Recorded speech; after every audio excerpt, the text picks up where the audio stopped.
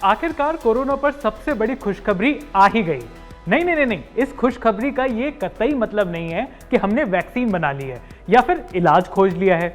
ये खुशखबरी दूसरी है, लेकिन है बहुत बड़ी। खुशखबरी ये है कि भारत में कोरोना की रफ्तार पर ब्रेक लग गया है। देश में संक्रमण का आंकड़ा लगातार कम हो रहा है और मरने वालों की संख्या में भी कमी आई है। ठीक होने वालों की संख्या में इजाफा हुआ है और 9 राज्यों में पिछले 24 घंटे के दौरान एक भी मौत नहीं हुई है। आज के बिन मांगा ज्ञान में इसी खुशखबरी को विस्तार से डिकोड करेंगे।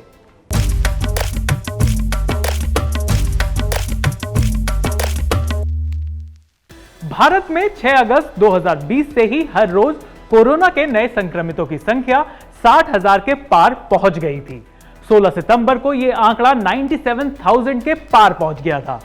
हर दिन 90,000 से ऊपर केस आने लगे थे, लेकिन अब स्थितियां बदली हैं। 18 अक्टूबर 2020 के बाद से हर रोज नए संक्रमण के मामले 60,000 से कम पर आ गए हैं। लगातार 4 दिनों की फिगर 60,000 से नीचे है। 19 अक्टूबर को तो आंकड़ा 50,000 से नीचे चला गया है और यह एक बड़ी राहत की खबर है। इसके अलावा मरने वालों के आंकड़े भी कम हुए हैं। 9 अगस्त से हर दिन देश में करीब 1,000 लोगों की मौत हो रही थी, लेकिन अब पिछले 24 घंटे के दौरान मरने वालों का आंकड़ा 600 से भी नीचे चला गया है। पर इसके अलावा सबसे अच्छी खबर यह है कि इन्फेक्टेड लोगों की तुलना में ठीक होने वालों की संख्या लगातार बढ़ रही है।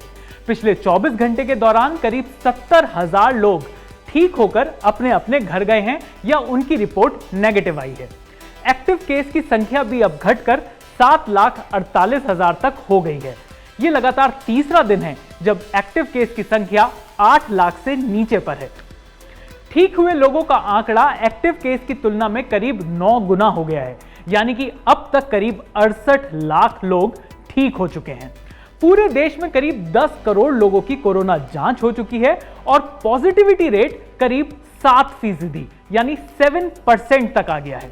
रिकवरी रेट 88% हो गया है और मृत्यु दर 1.51% हो गई है। ये ऐसे आंकड़े हैं जिन पर हम खुशी जाहिर कर सकते हैं, लेकिन फिर भी हमें सावधान रहने की जरूरत है। इसकी वजह यह है कि आने वाली सर्दियों में कोरोना का वायरस दोबारा अटैक कर सकता है। इसलिए थोड़ी सी भी लापरवाही हुई तो 1 महीने में 26 लाख तक मामले बढ़ सकते हैं और इससे परेशानी हो सकती है। हालांकि केंद्रीय स्वास्थ्य मंत्री हर्षवर्धन का दावा है कि फरवरी तक भारत में एक्टिव केस की संख्या महज 40,000 तक रह जाएगी।